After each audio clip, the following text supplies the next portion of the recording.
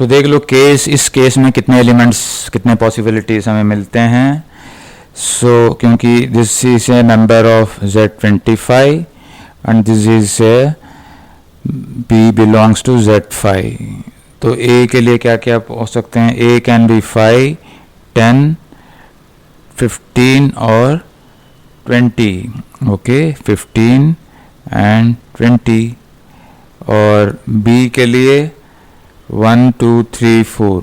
तो A के लिए 4 पॉसिबल केसेस, B के लिए भी 4 possible cases. So we will have 16 elements. Okay, therefore we have 4 into 4, 16 elements of order of the for the case 3. Okay, equal to 16 elements in G. तो total number of elements कितने होंगे? So therefore total number of elements of order 5 possible orders. So 4 plus 4 plus 16, which is equal to 24 elements of, ऐसे होंगे 24 element ऐसे होंगे जिनका order 5 होगा. Okay, total. So therefore there will be 24 elements of order 5 in the direct product of Z25 with Z5. Okay, अब एक और example देखते हैं. Let us see the next example. इसको थोड़ा सा केयरफुली देखो, ये क्या कहता है. कहता है find the number of cyclic groups. Find the number of cyclic groups, cyclic subgroups. Find the number of cyclic subgroups of order 10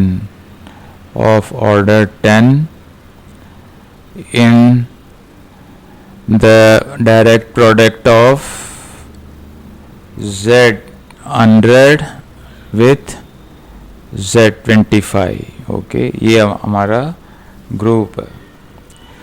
तो इसको सॉल्व कैसे करेंगे?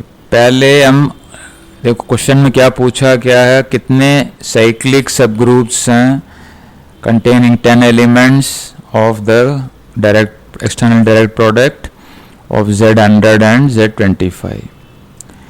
तो इसको करने के लिए पहले ऑर्डर 10 सब ग्रुप्स कैसे जनरेट होते हैं, ऑर्डर 10 साइक्लिक सब ग्रुप कैसे जनरेट होंगे ऑर्डर 10 वाले एलिमेंट से. सो पहले हम लोग देखते हैं, पहले काउंट करते हैं कितने एलिमेंट्स ऐसे हैं जिनका ऑर्डर 10 होगा. उसके बाद वहाँ से हम साइक्लिक सबग्रुप्स जो जनरेट करेगा वो हम निकालते हैं. इट इज़ द यही आइडिया है इस क्वेश्चन में. सो पहले we find the number of elements. Okay, first we find let me right.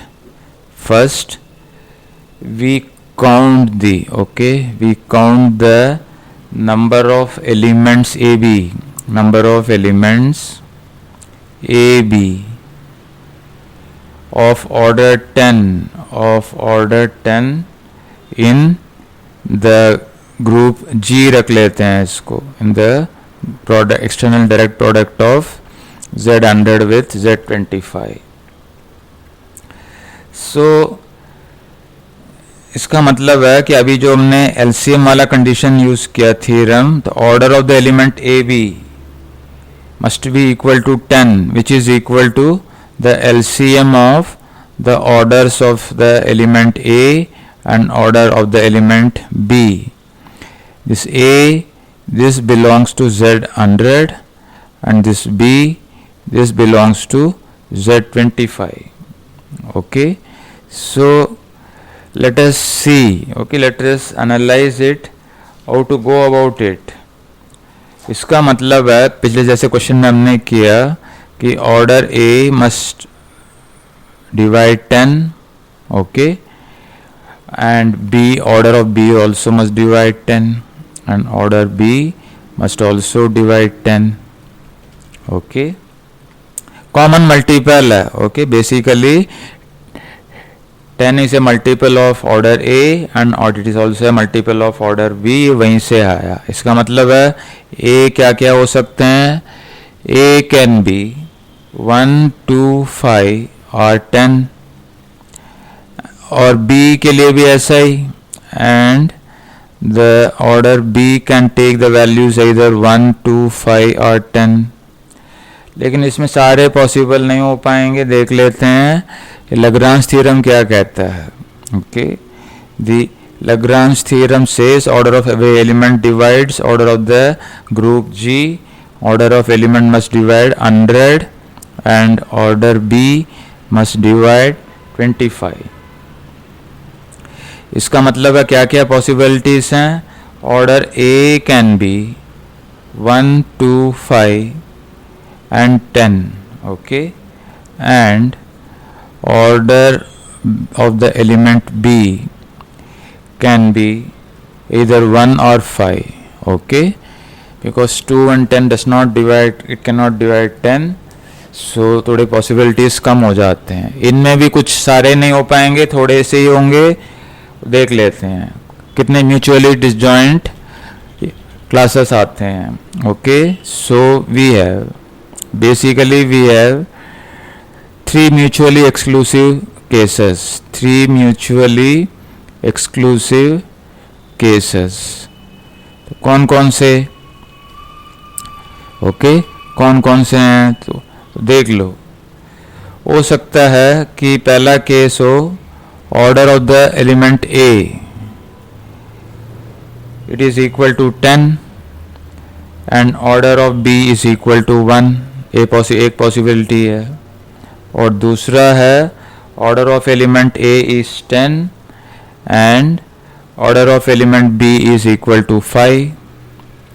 फिर और कितने पॉसिबिलिटीज हैं, order of the element A can be 2 and order B can be 5। Okay, so इतने ही पॉसिबिलिटीज बनते हैं फाइनली, और बाकी केसेस वो बनते नहीं हैं। Okay, you can check order of A 10 और ऑर्डर ऑफ बी 1, तभी एलसीएम 10 होगा, और ऑर्डर ऑफ ए 10 होगा और बी का ऑर्डर 5 तो भी एलसीएम, फिर 2 5 होगा तो भी एलसीएम 10, और कोई पॉसिबिलिटीज होंगे तो वो 2 और 1 दोनों होंगे तो LCM can not be equal to 10, so possibilities नहीं हो पाएंगे।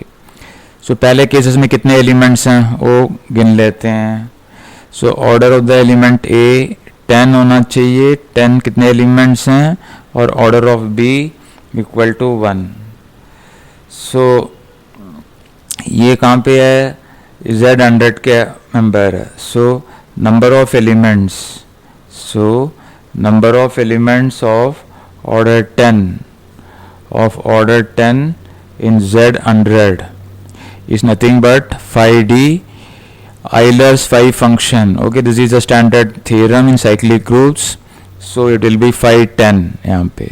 It only depends on 10, divisor होना चाहिए। So 5 10 हो गया 4। उसी तरीके से number of elements of order 10, और यहाँ पे ऑर्डर कितना होना चाहिए, ऑर्डर 1 होना चाहिए। ओके, ऑर्डर 1 चाहिए, 1 के लिए एक ही होगा। ओके, 1 के लिए इन Z25 which is nothing but in Z25, so in Z25 5 1। Okay, basically एक ही एलिमेंट है। Okay, that is the order of B 1 0। Okay, वो एक ही एलिमेंट होगा, इसमें कोई बहुत बड़ी वो नहीं है, there is nothing great computation.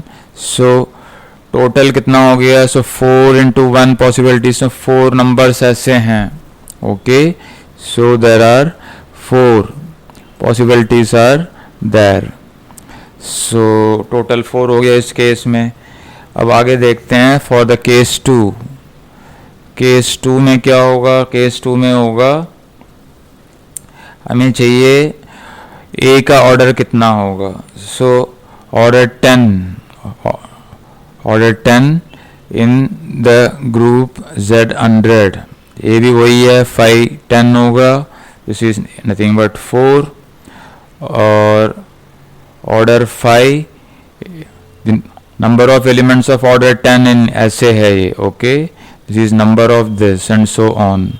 This is also number of elements of order 5 in number of elements of order, number of elements of order 5 in Z25. This is 5 of 5. So 5 of 5, this is 4. 5 is a prime number, p minus 1. So total कितना हो गया इस case में? So total will be 4 into 4. Total is 4 into 4, 16 elements ऐसे मिलेंगे order 10 के. Let us investigate in case 3. So number of elements of order 10, number of elements of order 10 in Z100 कितना होगा ये? 5 2, okay, which is equal to of order 2, sorry, this order 2 होना चाहिए ये. This is order 2. Number of elements of order 2 in Z10 is 5 2, which is equal to 1. And number of elements of order 5 in Z25, okay, ये कितना होगा? ये 5 5 है ये. This only depends on the number. So 4. So total कितने possible हो सकते हैं? 4 ऐसे नंबर्स हैं, ओके, 4 एलिमेंट्स हैं. सो सब मिला लो तो कितना होगा? So total number of elements of order 10 in the external direct product is 4 plus 16 plus 4 equal to 24. So order 10 वाले elements in the external direct product 24 हैं, लेकिन क्वेश्चन में पूछा है find the number of cyclic subgroups. तो cyclic subgroup का एक कोई साइक्लिक सबग्रुप रख लो ऑफ ऑर्डर 10 है, तो उसको जनरेट करने के लिए एक ऑर्डर 10 एलिमेंट हमें चाहिए. तो उसमें कितने जनरेटर्स पॉसिबल हैं?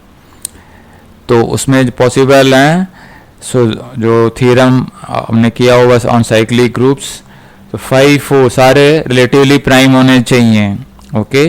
सो 5 10, सो 4 एलिमेंट्स होंगे. इसी को लिखता हूँ, देख लो कैसे. Now each cyclic subgroup of G, each cyclic subgroup of G of order 10